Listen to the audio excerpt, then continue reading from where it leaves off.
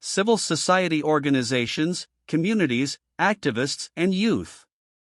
On April 26, 2023, civil society organizations, communities, activists, and youth marched from the Cambodia-Vietnam Friendship Monument to the Ministry of Justice to file a petition requesting the Ministry of Justice to continue to urge the prosecution to independently investigate the murder of Chut Wati. To reach the limit, the initiators and stakeholders are legally responsible. Youth activists wore clothes like Chut Wati when he was alive, and white shirts with messages and leaves representing the trees that Chut Wati protected during his lifetime. Purpose of mourning the death of Chut Wati.